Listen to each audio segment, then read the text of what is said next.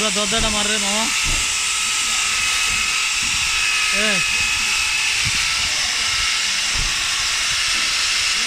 পুরো দরজাটা মার